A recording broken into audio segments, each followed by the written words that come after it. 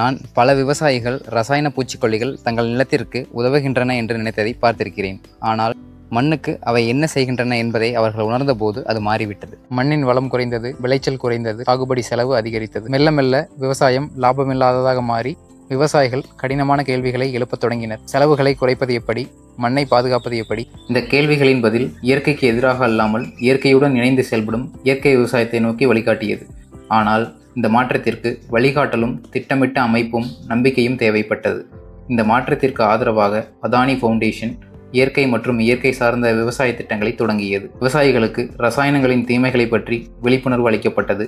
இயற்கை உரங்கள் மற்றும் உயிரியல் பூச்சி கட்டுப்பாடு குறித்து பயிற்சி வழங்கப்பட்டது. குழு அடிப்படையிலான பயிற்சி திட்டங்கள் மூலம் தொடர்ந்து ஆதரவு வழங்கப்பட்டது. 2024ஆம் ஆண்டு Meinjur natural farming producer company FPO தொடங்கப்பட்டது. இந்த FPO மூலம் விவசாயிகளுக்கு தரமான உள்ளீடுகள், கடன் உதவி மற்றும் சந்தை வாய்ப்புகள் கிடைத்தன. இன்று AR பாளையத்தைச் சேர்ந்த செல்லப்பன் இந்த மாற்றத்தின் முன்னோடியாக உள்ளார். நாம் இந்த இயற்கை விவசாயத்தை பின்பற்றி ஆரோக்கியமான வாழ்க்கையை வாழ்வோம். நன்றி.